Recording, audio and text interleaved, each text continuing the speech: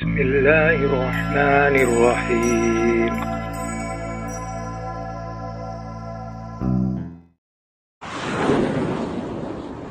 Pertanyaan yang pertama, apakah ada urutan zikir selesai sholat di dalam hadis? Jawabannya, jika yang ada urutan dalam sebutan Rasul, maka urutkanlah. Jika yang tidak ada, maka kita mengikuti penjelasan para ulama secara sisi urutan. Karena tidak semuanya ada urutan. Seperti yang saya ceritakan tadi, ini kan urutannya yang disusun oleh Imam Nawawi. Kalau hadisnya kan tidak membicarakan tentang urutan. Maka yang ada penjelasan secara urutan ikuti. Jika yang tidak ada, kita ikuti yang sudah disusun oleh para ulama. Contoh yang ada penjelasan dalam hadis secara urutan, selesai sholat istighfar. Selesai istighfar apa? Yang ada urutan. Selesai istighfar ada kemudian mengucapkan subhanallah, alhamdulillah, Allahu akbar, ditutup dengan la ilaha illallah. Itu ada penjelasan secara urutan. Yang model seperti ini tidak boleh kita rubah. Tapi setelah apakah kemudian setelah istighfar baru istilah istighfar lalu kemudian membaca ayat kursinya itu setelah Allahumma antas salam atau sebelum Allahumma antas salam? Ini termasuk yang tidak ada urutan dalam penjelasan hadisnya. Maka yang seperti ini tinggal tergantung kita menengok bagaimana ulama menyusunnya. Tapi kalau ada yang urutannya, yaitu kita ikuti urutannya seperti yang saya ceritakan tadi. Tapi kalau kemudian tidak dijelaskan urutannya, maka kita ikuti pola ulama di dalam menyusunnya. Termasuk yang disusun oleh Imam Nawawi ini tadi. Zikir selesai sholat subuh ini kalau kita tengok la ilaha illallah wahdahu la syarika. Apakah maknanya kita akan meninggalkan tasbih, akan meninggalkan tahmid, akan meninggalkan takbir? Tidak. Tapi dari yang sudah itu tambah ini. Lalu menambahnya ini di mana? Nah, itu kan itu tidak ada keterangan kan? Menambahnya itu di mana? Menambahnya kalau la ilaha illallah wahdahu la syarika lah, menambahnya di awal dalam susunan. Tapi tidak dalam penjelasan hadis secara susunan. Tapi ulama yang memberikan penjelasan. Itu terkait dengan susunan zikir selesai melaksanakan sholat. Lalu kemudian meluruskan dan merapatkan shaf. Rasulullah itu kalau sudah berada di tempat pengimaman, Rasulullah membalikkan wajah beliau. Maka boleh berbicara setelah imam qomat itu adalah imam. Nah, makmum jangan ribut lagi. Ini makmum lurus, bukan tugas makmum. Tugasnya siapa? Tugas imam. Jadi mengajak meluruskan shaf, merapatkan itu tugas imam. Itu tugas imam, bukan tugas makmum. Nah, jadi imam, maka imam membalikkan badan seperti Rasulullah membalikkan badan beliau, menatap wajah-wajah kami, lalu kemudian kata beliau sawu sufufakum. Luruskan shaf-shaf kalian. Meluruskan shaf dalam bentuk ajakan Rasulullah itu perintah. Tapi kata para ulama, perintah itu tidak menunjukkan lil wujub, tapi lin nadbi. Tidak menunjukkan arti wajib, tapi kemudian untuk arti sunnah. Sunnah. Maka karena sunnah, minta maaf sholat, bagian dari kesempurnaan sholat. Meskipun dia tidak wajib, tapi kemudian Rasulullah SAW menyebutkan wasuddul khalal, dan kemudian kalau ada jarak itu rapatkan. Rapatkan. Kenapa? Karena jarak yang ada di antara sela-sela orang yang sholat, yang kosong, di situ setan bertempat. Setan itu ada yang masuk masjid, Bapak Ibu, dan setan ada yang tugasnya menggoda orang sholat. Jadi jangan dianggap di masjid kita ada setan, Bapak Ibu. Ada setannya. Nama setannya Hinzib. Nah itu dia. Kerjaannya ya datang ke masjid, setan Hinzib. Jadi dia rajin ke masjid. Apa Hinzib dia? Ada juga orang yang rajin ke masjid, cuma ngintai-ngintai kota amal ya. Mana? Ini saudaranya Hinzib nih, kalau tak kakeknya Hinzib namanya. Jadi itu yang Rasulullah lakukan. Artinya kemudian lalu kemudian merapatkan sehingga tidak mensisakan celah. Nah itu yang maknanya 3 jari, 4 jari itu tak ada, kita rapatkan.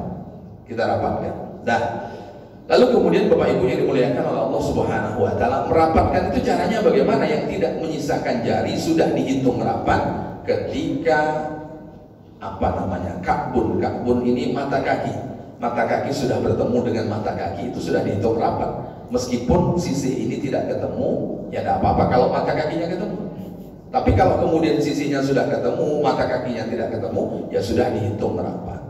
Lalu kemudian pundak bertemu dengan pundak. Dan kita tengok dalam riwayat yang didokumentasikan oleh Imam Nawawi, itu kalimatnya ahadun minna yulsiku mangkibai, bahwa salah satu di antara kami yang pada waktu itu menempelkan pundaknya. Kalau salah satu, berarti tidak semua orang yang di belakang Rasul, para sahabat, mereka saling menempelkan bahunya.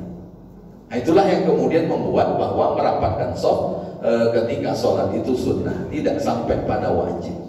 Tapi sunnah itu jangan didekati hanya sekedar pahala, tapi lebih dari itu supaya kita lebih tenang.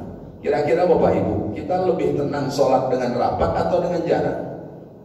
Tenang dengan jarak lah, Pak Ustaz. Rapat ini sempit rasanya, karena kita tidak terbiasa dengan rapat dari dulu. Tapi kalau sudah rapat, itu lebih tenang dari rapat. Kita kadang merasa risih Pak Ustaz kalau rapat. Sesak ayo yang dimuliakan oleh Allah Subhanahu wa Ta'ala. Dan gini, kadang mohon maaf Bapak Ibu. Jadi kadang merapatkan shaf ini bukan ancang-ancang seperti Ronaldo mau ngambil tendangan penalti nih Bapak Ibu. Ini mohon maaf. Jadi ini ya, tangan dengan kaki ini dengan bahu ini sama kan? Sama kan? Jadi bukan gini, kalau ini kan nggak ada sama nih. Bahunya segini, kakinya lebih dari segini. Nah, itu cara merapatkan, bukan dengan ini. Maka merapatkan bukan dengan melebarkan kaki, tapi ya secara utuh badannya itu kita rapatkan. Itu merapatkan. Itu cara merapatkan ketika kita di dalam sholat. Dan mengajak merapatkan sholat ini tidak tahu. Saya waktu kecil-kecil dulu tidak ada orang ngajak itu kan. Pokoknya sholat setelah tidak tahu di Pekanbaru sejak kapan beringin indah imam mengajak luruskan dan rapatkan shaf Bapak Ibu. Sejak kapan Bapak Ibu? Halo Bapak Ibu. Tidak lamanya itu kapan? Nah, kalau saya ini kan karena ya faktor usia kan berbeda, faktor pengetahuan juga berbeda. Nah, sunnahnya imam itu mengingatkan, itu sunnah bagi imam dan sunnah bagi makmum untuk mengikuti ajakan imam. Nah, itu. Makanya imam mengingatkan untuk merapatkan shaf. Lalu kalau kemudian kalau kami sudah rapatkan, nanti kami duduk tawaruknya apa ya Pak Ustaz? Duduk tawaruknya apa ya? Jadi kalau kemudian lebarnya standar, itu insya Allah tak payah. Biasanya yang payah ini ketika tak begitu memenuhi standar. Nah, jadi kalau standar. Lalu pertanyaannya Bapak Ibu, yang dipakai itu mayoritas, bukan minoritas.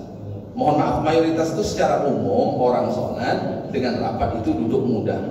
Tapi kan ada kawan-kawan kami ini mohon maaf yang tubuhnya lebih berat Pak Ustaz, jadi payah dia dulu. Itu pengecualian.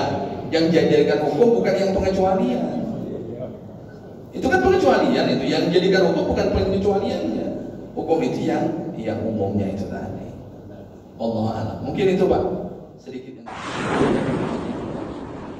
Nah, ini terjadi safnya tetap kosong. Berarti kanan kiri tidak bergerak ya. Kanan kiri belakang tak bergerak, berarti dia tidak tahu. Kalau tidak tahu ya mufiyah. Orang yang tak tahu itu kan lepas dari hukum. Kalau dia tahu dia tak bergerak, berdosa dia. Tapi kalau kemudian dia tidak tahu dan dia tidak bergerak, ya namanya tak tahu.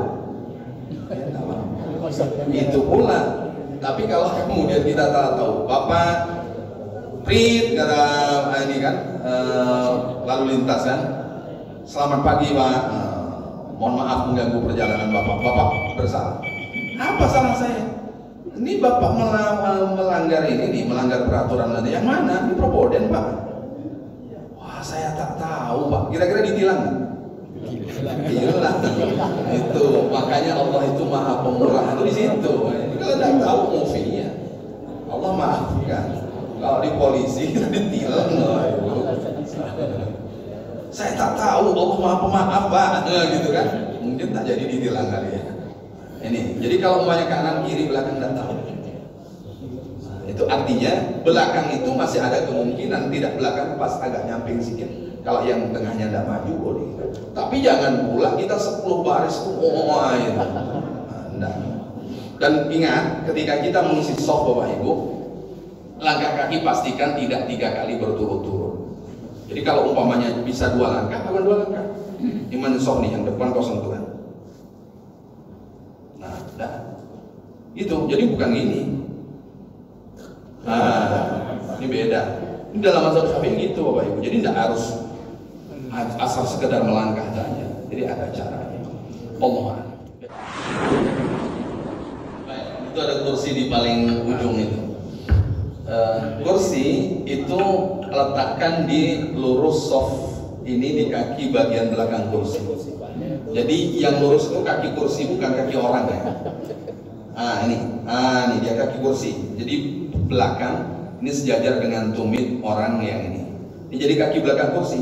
Kalau kita letakkan di sini teraniaya orang belakang. Nih, jadi yang sejajar itu mana? Nah, jadi kaki belakang kursi. Tuh, ketika kita sholat umpamanya, ini katakanlah yang ini belakang ya, karena akan ngadap ke sana. Jadi kita sholat nih. Kalau kita duduk karena satu hal. Saya kemarin duduk itu agak lumayan juga, itu hampir setengah bulan juga waktu jatuh dari motor. Karena memang enggak bisa. Jadi sholatnya duduk. Cuman waktu itu saya duduk dengan duduk di kursi ini enggak bisa pulang karena untuk turun dari kursi sujud saya masih bisa sujud. Makanya untuk turun dari kursi itu makanya saya lebih memilih duduk di bawah dibanding kemudian duduk di kursi. Jadi duduk di kursi itu kalau kita tak sanggup semuanya dengan berdiri ya duduk. Kalau umpamanya kita sanggup, kita berdiri meskipun kita tidak sejajar dengan orang karena kursi kita yang sejajar dengan orang. Jadi Allahu Akbar umpamanya. Di saat kita sudah tidak kuat duduk. Saat kita tidak kuat kita duduk. Saat kita tidak kuat. Kalau memang tidak kuat dari awal ya duduk dari awal. Karena sholat itu berdiri wajib. Berdiri itu wajib. Bagi orang yang tak mampu berdiri baru kemudian boleh duduk. Tapi beda sholat sunnah. Sholat sunnah itu meskipun sanggup berdiri boleh duduk. Imam baca surat An-Nisa sampai habis, duduklah, tak kuat kan?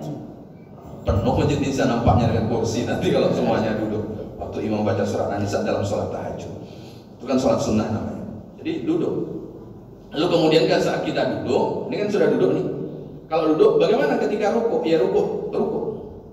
Oh, cuman bedanya antara rukuk dengan sujud lebih rendah dibanding rukuk.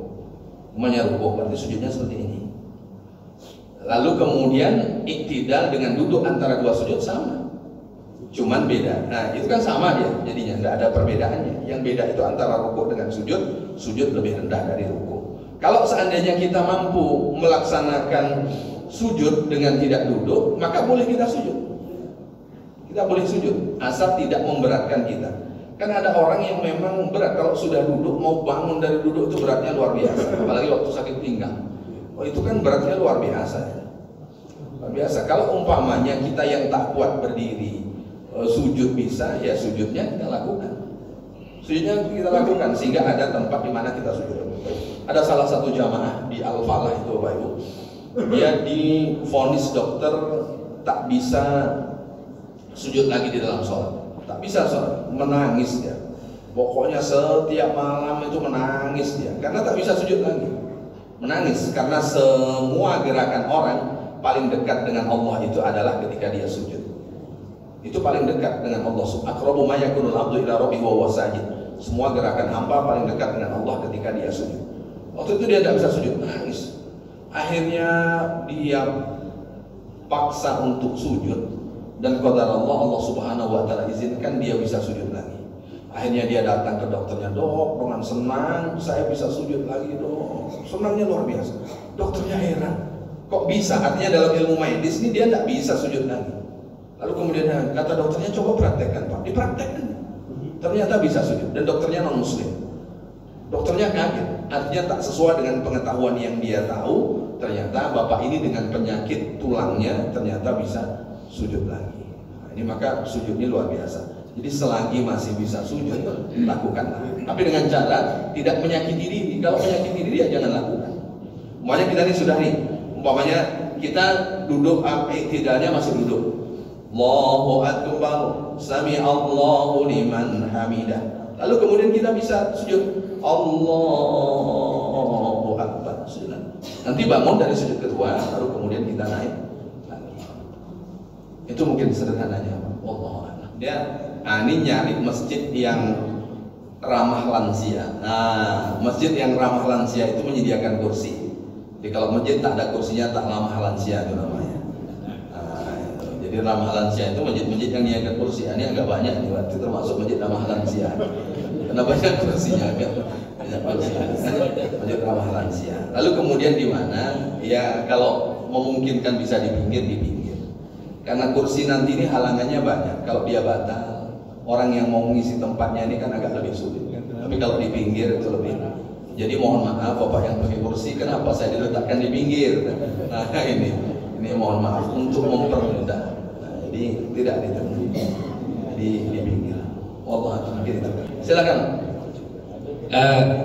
Kita kalau keluar kota kan ada bonus ya Ustaz ya, jamaah takdim, sholat zuhur dengan sholat asar. Kebetulan saya pernah melakukan ini di masjid. Udah niat sholat jamaah takdim, ternyata di belakang saya menekuk bahu saya. Apakah kita melakukan jamaah takdim sesuai yang niat kita, atau kita melakukan 4 rakaat dulu sholat zuhur, atau baru sholat asarnya 2? Gimana tuh Ustaz? Di antara dispensasi dalam safar, jika perjalanannya lebih dari 82 kilo, menjamak dan mengqashar. Menjamak itu menggabungkan 2 waktu dalam 1 waktu. Jika di awal jamak takdim, jika di akhir jamak takhir. Lalu kemudian ada lagi qashar, yang 4 rakaat menjadi 2. Tapi yang 2 tak bisa jadi 1, yang 3 tak bisa jadi 1,5. Jadi yang ada itu 4 menjadi 2. Lalu kemudian banyak pengetahuan yang mungkin belum sampai. Orang biasanya kalau mau bepergian, dia sholat jamaknya waktu masih di rumah. Yang biasa ini rubah. Iya, saya mau keluar kota Pak Ustaz, saya sholat jamaah aja di rumah. Rubah. Waktu di rumah itu belum berlaku. Berlakunya saat sudah berjalan keluar dari batas kampungnya. Kira-kira batas Beringin Indah ini mana nih? Sehingga kita dihitung keluar dari Beringin Indah. Nah itu kalau dulu setiap desa itu ada batasan ininya, ada batasan apanya. Kita yang agak sulit sekarang mengukur itu. Nah maka amankan. Kalau paling aman dia selesai dekat-dekat UIN itulah baru berlaku. Baru berlaku itu kan udah berbeda tuh, kan baru dengan kampung ya. Itu jangan di rumah itu belum berlaku. Itu cari mudahnya namanya itu kan. Pada repot di jalan Pak Ustaz. Nah itu ketika kita sudah jalan baru berlaku. Lalu kemudian seperti kasus yang Bapak ceritakan, saya sudah niat jamak qashar Pak Ustaz. Ditepuk orang belakang saya. Kira-kira saya 4 atau saya 2, ya tetap 2. Penumpang itu turun meskipun tak sesuai dengan tujuan. Nah, itu kita naik angkot mau ke pasar bawah gitu kan, rupanya mau ke pasar bawah, ternyata angkotnya tak pergi ke pasar bawah. Kira-kira yang turun siapa? Imam ikut penumpang atau penumpang ikut imam? Penumpang turun di jalan. Nah, itu artinya kita tetap, maka makmum nanti tahu, oh ternyata imam qashar. Ketika imam qashar maka makmum wajib itmam. Kalau dia bukan orang yang safar, itmam itu menyempurnakan. Imam assalamualaikum, oh berarti makmum tidak perlu mengulang dari awal, dia menambah 2 lagi karena imamnya qashar. Kita ya tetap dengan niat kita. Cuman biasanya kita singgah ke masjid pas waktu sholat berjamaah, ikuti jamaah di masjid di mana kita singgah. Setelah itu baru kita mundur dengan tanpa zikir, kita lanjutkan sholat gabungannya. Oh, kalau berjamaah ya qomat dulu, Allahu Akbar, Allahu Akbar, asyhadu an la ilaha illallah. Itu mungkin itu Pak sedikit yang bisa saya jawab. Mungkin dari ibu-ibu ada yang ingin ditanyakan, Bu? Karena saya pernah dengar sebagian katanya kita harus keluar dari rumah dulu, baru kita sholat safarnya. Sholat sunnah safar ya. Sholat sunnah safar sebelum pergi, boleh di rumah. Oh boleh di rumah. Atau di masjid di dekat rumah kita tinggal. Nah, itu di rumah boleh. Itu sholat sunnah safar. Mau bepergian itu dianjurkan. Sholat sunnah kudum juga. Kudum itu apa? Pulang dari bepergian. Ini saya dulu bingung waktu Kiai Haji Waktu belum pergi dia ke masjid, sholat sunat tahiyatul masjid, lalu sholat sunat tahiyatul, sholat apa? Lalu kemudian saat pulang haji dia tak langsung balik ke rumah, dia pergi ke masjid dulu, lalu kemudian sholat sunat tahiyatul masjid, sholat sunat 2 rakaat, sholat sunnah apa ini? Nah, itulah yang kemudian juga dicatat oleh Imam Bukhari, sholat sunnah safar waktu mau pergi, sholat sunnah kudum ketika pulang dari bepergian. Kalau orang dulu kan pergi jauh-jauh ini jarang, orang sekarang pergi terus gitu kan. Demikian Bapak Ibu.